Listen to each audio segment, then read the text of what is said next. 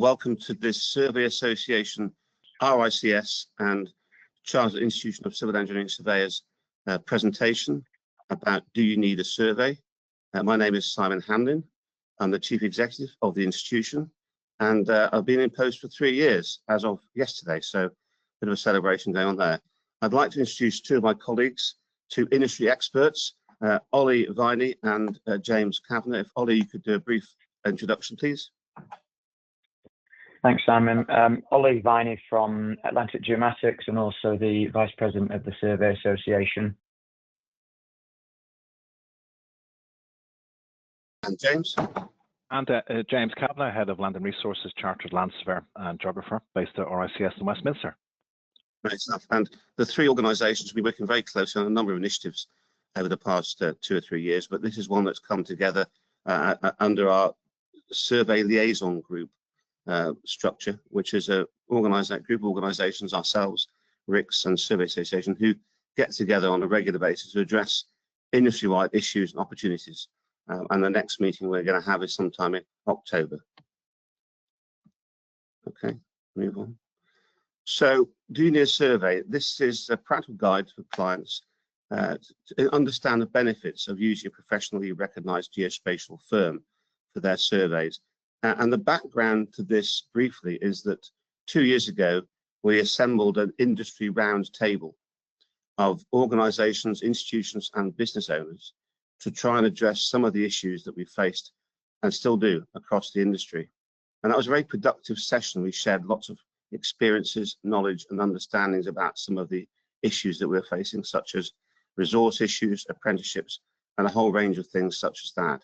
One of the key aspects that came out of those discussions was how can we ensure that those people wanting to commission a survey make the right decisions to do that, and in doing so, make sure they get the best value for money when they do their surveys. So there's a level playing field for all those companies that are looking to sell their services for surveying. So that this was the outcome was this guide, Do You Need a Survey, put together through the exceptional talents of James and Ollie on the whole.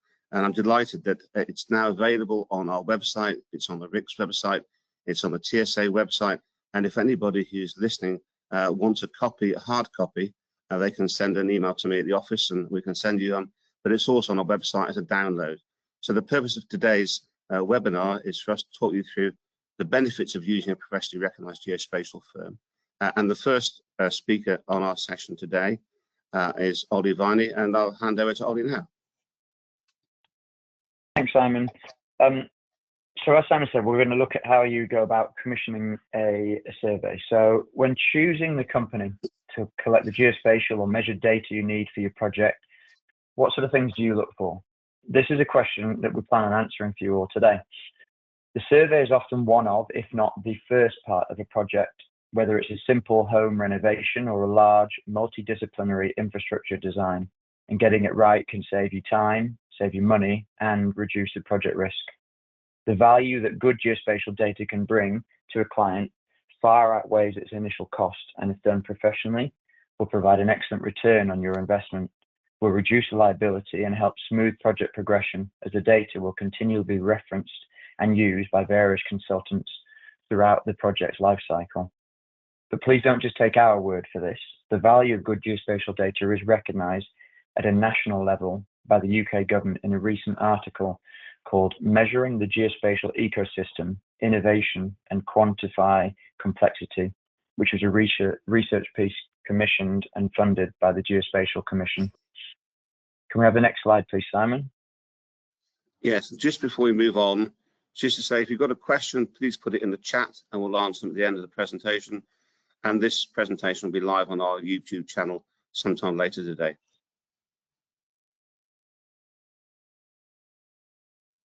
Thanks, Simon. So how do you go about choosing a survey company? What we hope today is to cut through any confusion and help you make the right choice when commissioning your next survey. As mentioned, the steps to choose a company that is going to conduct the survey are important to the success of your project. In the coming slides, we'll outline some of the important considerations when requesting a survey. And by getting your decision right, you can be confident that the geospatial and measured data being supplied is by experts, reducing project risk and hopefully adding to project efficiency. Next slide, please, Simon.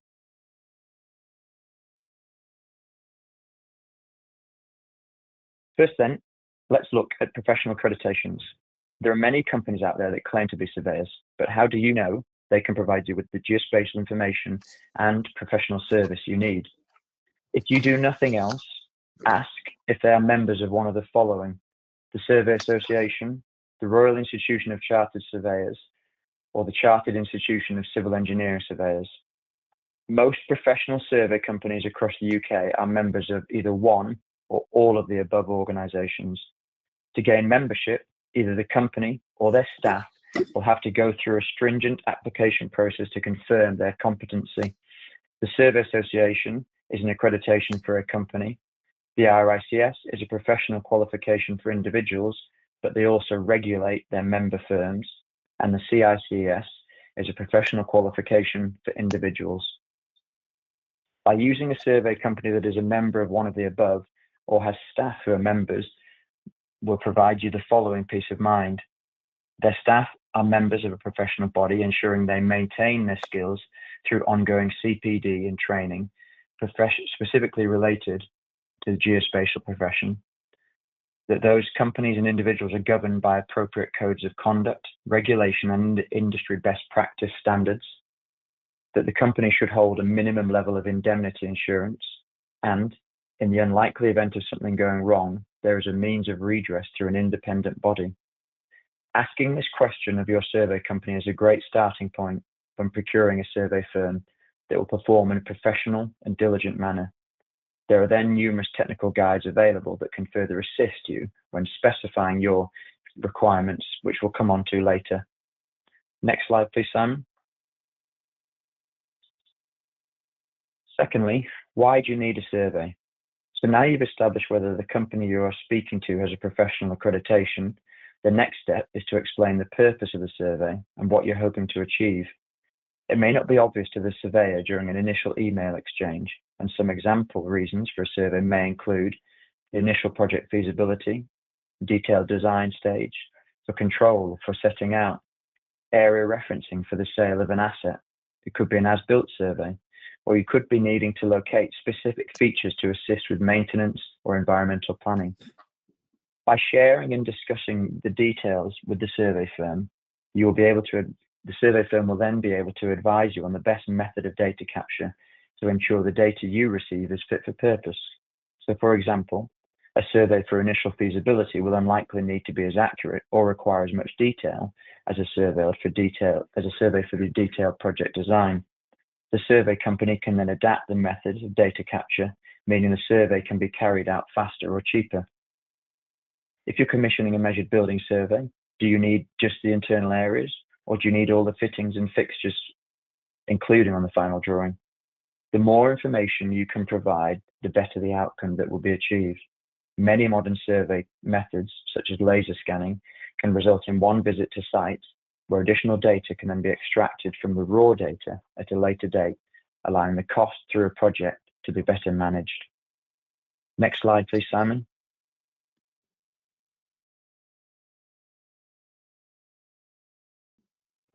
So next, let's look at their experience, or the survey company's experience of working on similar projects.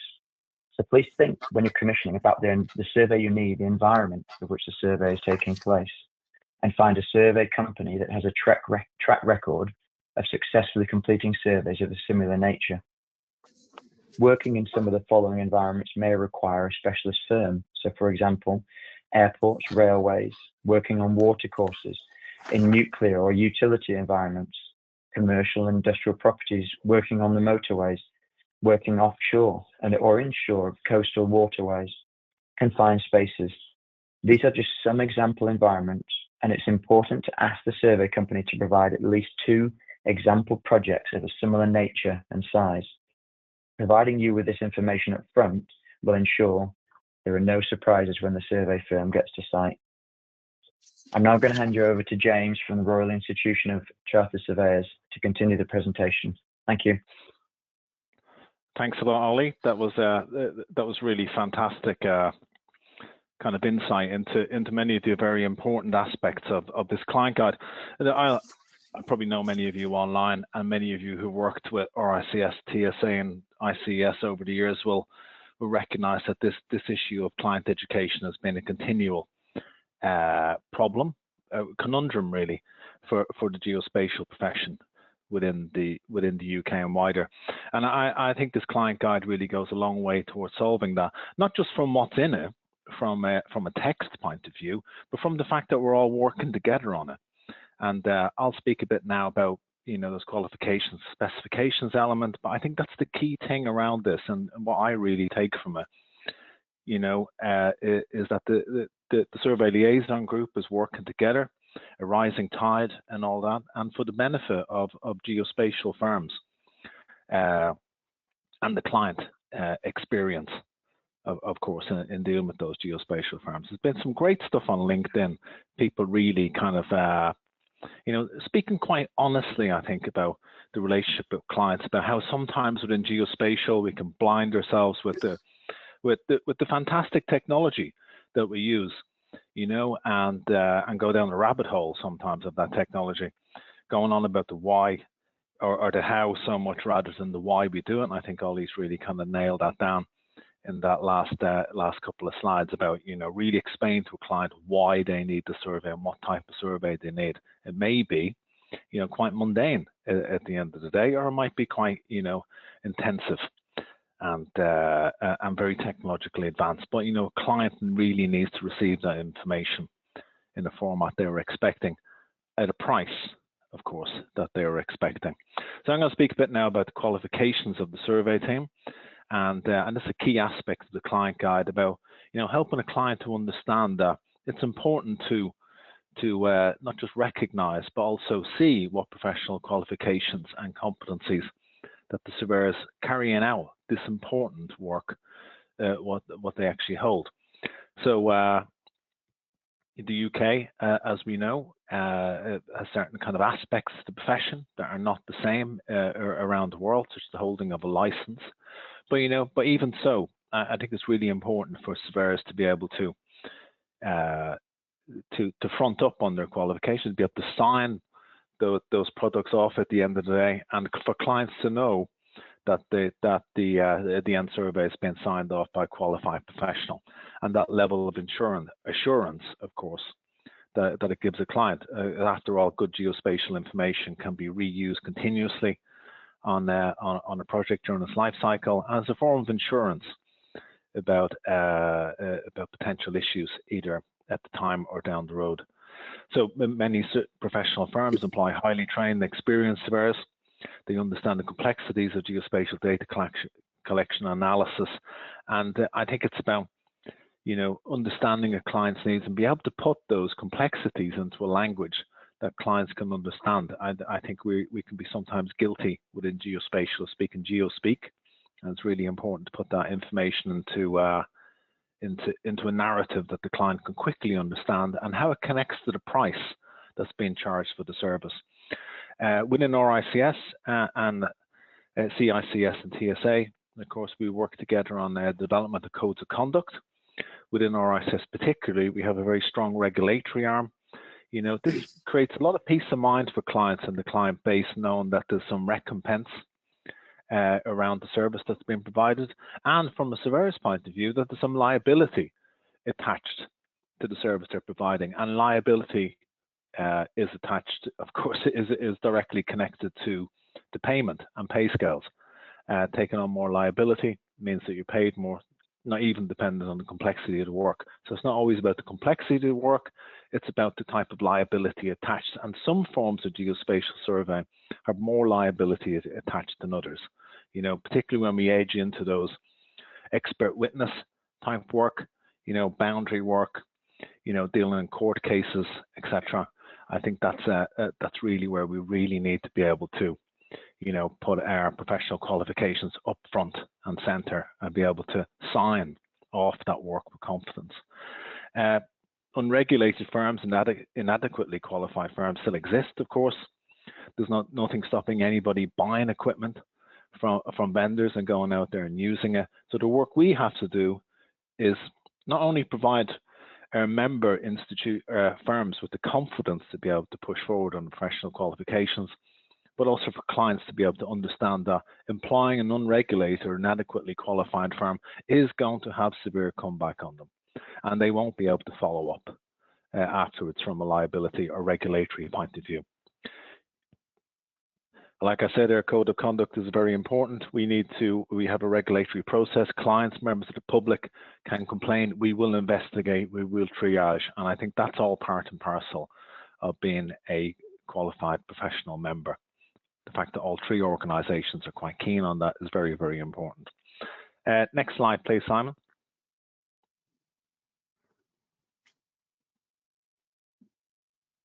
Oh yeah, health and safety. The health and safety credentials are incredibly important. Again, in many ways, dependent on the type of sector that you're working in, you know, additional health and safety credentials and all kinds of training needed for specific areas such as railway survey, for instance, underground tunneling. We saw a fantastic tunneling webinar just a couple of weeks ago by CICES. And you know, and those health and safety credentials are absolutely critical because of the liability attached to not carrying out the H&S procedures that need to be put in place beforehand. A professional survey firm will understand these, will have them in place. It has a duty of care to its staff and its professional surveyors before they even arrive on site. So all of those things will need to be put into place. And this is something that the client needs to understand up front. It's not a case of just going and doing the survey.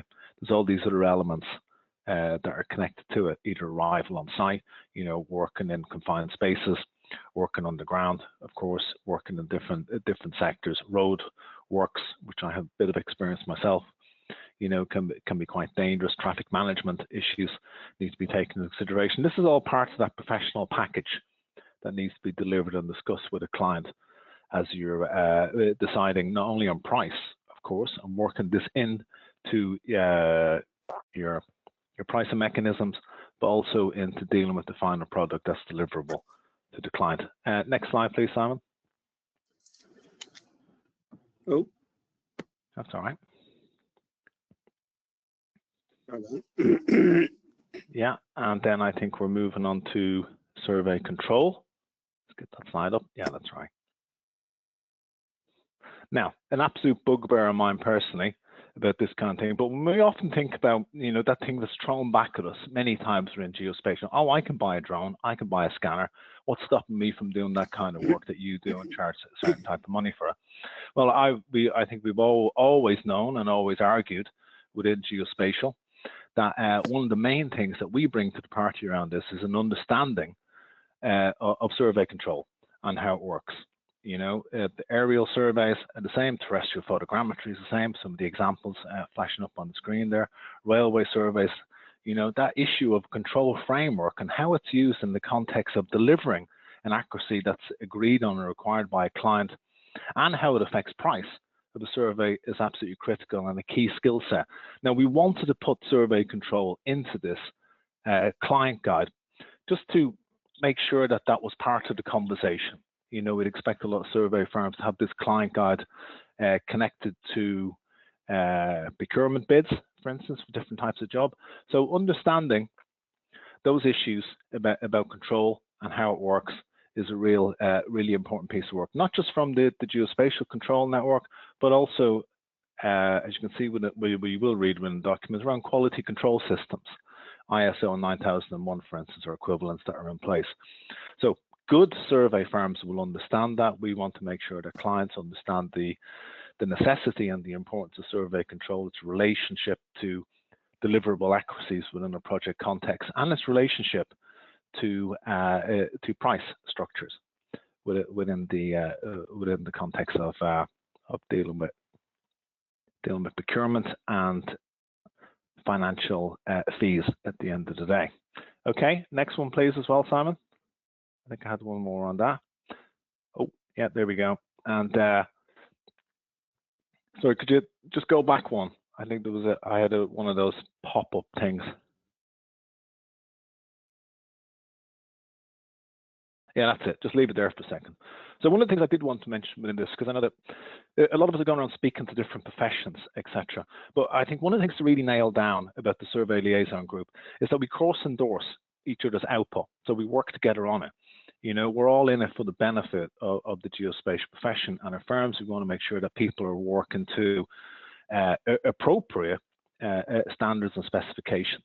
One of the things we do within the RICS is use a number of these. The latest one out was the use of GNSS and land surveying in 2023, Earth Observation Area Surveys 21. But the big one in the background is the measured survey specification, primary focus on client education and placing that relationship and understanding between client and surveyor, but also the data accuracy banding table. That was a massive step forward for us as a profession to try and nail that down about what we meant by certain outputs, what we meant by certain scale deliverables, what we meant by certain accuracies. And you could say, okay, that's a bit of a moot point now as we move into laser scanning and digital survey.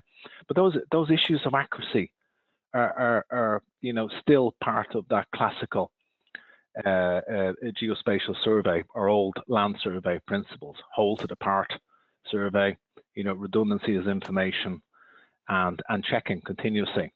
Never believe in anything that comes out of a black box unless it's checked. Just click one forward there, Simon. I'll speak a wee bit about this. So this has evolved over the years. This is the primary originator of it. We'll be reviewing this over the next year or so as the code of measuring practice, which is more from the valuation building surveying point of view. Document becomes finalized by RICS. But you know, I know that many of you will see this coming back from clients. It's gone into procurement schedules. It's gone into local authorities. People requiring a Band D survey, you know, with or Band E with detail captured at Band C, etc. So people are starting to use this banding system, and it was an enormous step forward. It puts things into boxes a bit, but also helps with an understanding about what's achievable, what's deliverable. And of course, in your heads as good survey companies, you should be attaching costs, of course. You know, the cost of a Band D survey significantly more than a Band G, for instance. And I think this is part and parcel of being a professional geospatial firm and understanding those client deliverables at the end of the day, of what's achievable, what isn't achievable, and what can be delivered within the context of the price that's been agreed. Thanks, Simon. Thank you, James. And before I move to the next slide, I just want to reiterate what James has said about collaboration, and Ollie's mentioned this. The Survey Liaison Group is a functionally important part of the way in which we all work together on delivering really beneficial outcomes. So I just want to endorse what James has said about the Survey Liaison Group, and thank you, James, for what you said, and Ollie, thank you for your contribution so far. I just want to talk briefly about catching up on all the points we've raised during this presentation. And it's important, I think, that clients need reassurance most of the time. And these 6 bullet points just re-endorse what we've been talking about today. You know, first of all, to have experience of working on similar projects, it's a bit like a CV. Does the person you're interviewing have the capability to do the job you want them to do? Are they members of a professional body? That's critically important to reassure yourselves that the people you're employing for this work are going to be good enough to do the work you want specifically through their skills and their experience. Codes of conduct, and James touched on that, and all our organisations have codes of conduct and professional practice. In our case, they're on our website. I'm pretty sure that RICS have theirs on their own website, as the TSA do, and they're available for anybody to download and read. They're really important to reassure organisations that they're going to employ the right kind of company to do the work for them. James touched on survey control. Do they include it? They need to. Insurance, critically important nowadays. They must hold a minimum level of indemnity insurance to make sure that should things, in some cases, go pear-shaped, they've got some backup. And there's also a redress to independent bodies, such as James has already described. All these 6 points are critically important to take on board when you're commissioning a survey, when you're trying to make a decision about what's best for what you want to achieve for the survey that you're going to have carried out. And I'm delighted that James and Ollie have been involved in this project. It's been quite an experience for me, a learning experience, which has been really enjoyable. And now is the time for anybody to ask any questions, should they have any. So if you can unmute people, Heather, that would be great. Thank you. We've actually asked people to write their questions in the Okay. chat box. So Okay. are you okay to check them, or do you want me to? I'm looking at the chat box and it's empty. Right. Has anyone got any questions, please? Oh, there's a question in the questions here, sorry. From Lucy Powers. Hello, Lucy. Could you put a link to the government article you mentioned earlier? And I think Ollie's done that already. Is that right, Ollie? Yeah, I've put that in there, and we can also share it. It's with people if they want it emailed across afterwards. Very, very efficient, I have to say, very efficient. If there's no other questions, there's nothing else in the chat. Give people a few minutes to make their mind up. But there's 114 of you on here, so I'm sure there's a few questions. If not, my email address is on. Huh? I was going to say they're probably just warming up, Simon. Well, let's warm them up. If you want to contact any of us.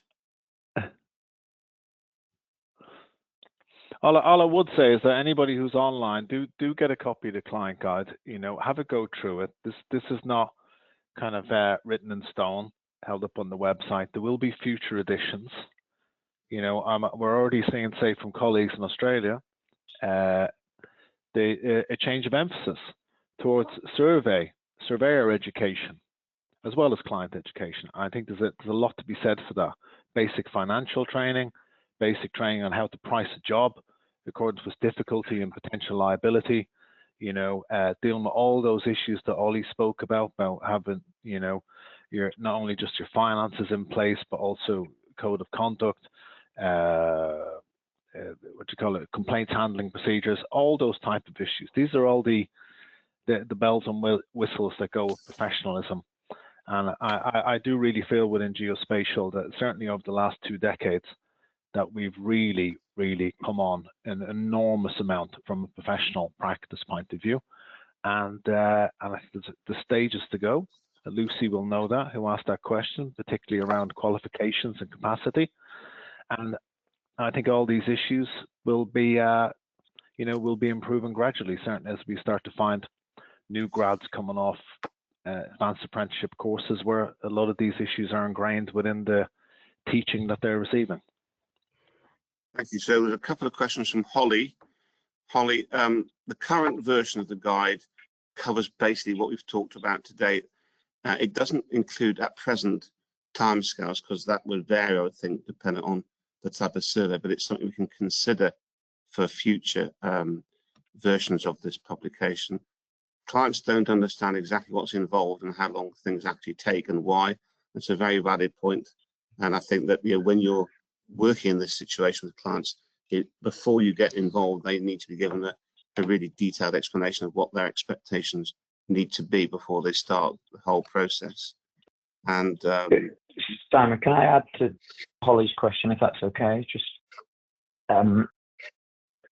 Yeah, I think it's a great question, Holly, about the clients understanding exactly what's involved. So I think that's what, as a group, as a collective group, the Survey Liaison Group, we're trying to look at and consider, because it's too often, or it's happening where surveys are being commissioned and it's people understanding or getting clients or end users of our geospatial data to understand what's involved and the complexities often of some of the work that we're being asked to carry out. So this is sort of the first step and first stage of the piece, and I think we'd like to continue doing webinars, but not just for CICES members, but take this out to our end users, so the likes of REBA, ICE, and other organisations that actually are the people commissioning surveys. So thank you for that, Ollie. Yusuf, you've made the point about surveyors often race to the bottom on price. Well, one of the fundamental reasons for producing this client guide is to try and address that. And the more that clients recognise the value of this document and put in practice the issue of trying to start with quality rather than cheap, that'll make a significant difference, we like to think. Hence, that's why we produced this guide. Hello, Alex from Singapore. Nice to hear from you. Thanks for your email earlier on today. Ollie and James, would you pick one of those 6 areas being the key focus, as Alex has asked, for boots on the ground? Is there any one of those 6 that you think are are important, or are they all equally important? Have a look.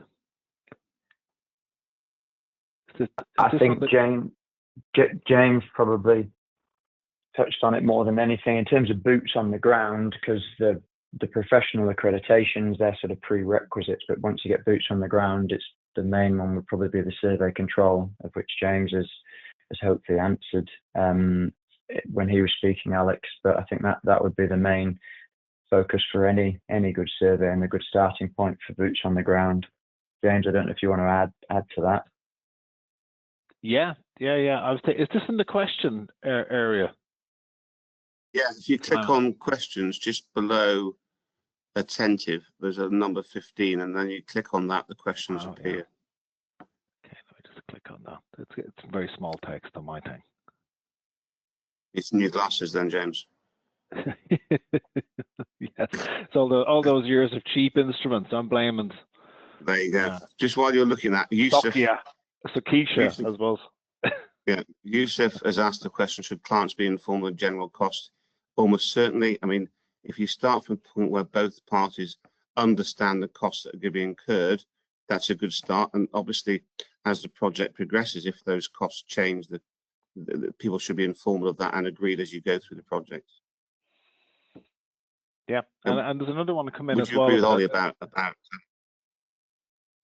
Ollie about what you've just last said?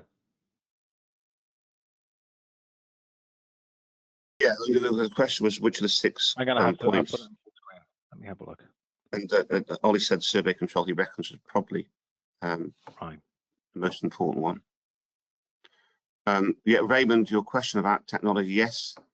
The problem, I think, most of the professional survey companies that we've been discussing this project with would say that, yeah, at the moment you can go and hire a van and hire a bit of kit and pretend you're a surveyor and go out and do a terrible job. So part of the reason for this process and this document and developing this document and developing understanding is to try and address that problem that unqualified people are pretending to be qualified when they're not.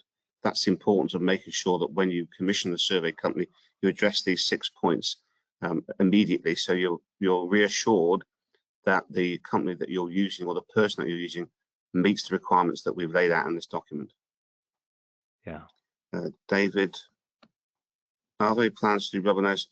That's a good question. A very good question. We have considered doing further webinars. This is the first one we've done on this subject, but I think it's a great idea if we could get clients together and do this presentation to them. So James and Ollie and I will take it away and think how best we could do that.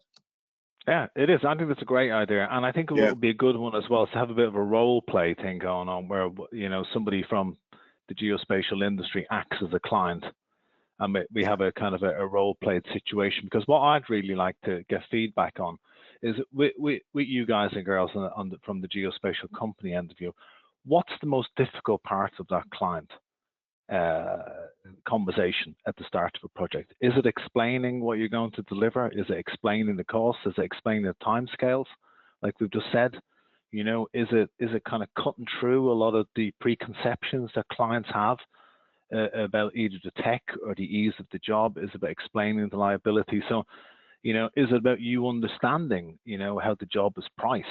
Have you already come in with a cost that you then have to reevaluate as the conversation evolves? And I think that kind of, rich feedback is something that could potentially, will definitely feed into, I think, a review of this document and possibly a second edition. What do you think, Ollie?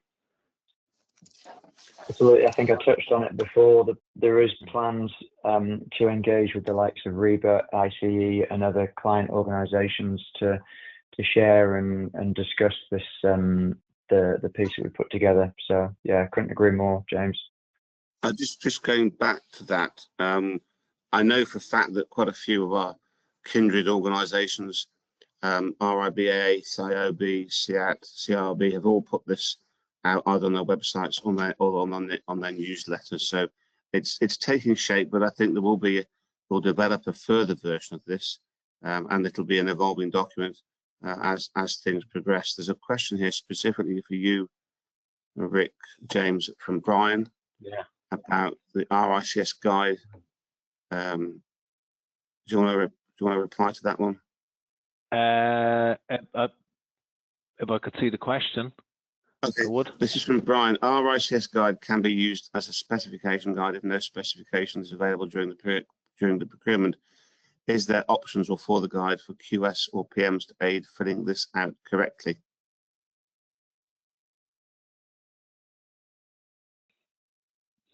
Your specification. Yeah, but I didn't quite get the text. Okay, so Brian's just basically saying, with the RICS guide can be used as a specification guide. Yeah. Are there options or further guide for QS or PMs to aid filling this out correctly? You mean from the context of that measured survey spec? Looking at this, yes. From their own, like a more simplified version for building surveyors and QSs to use.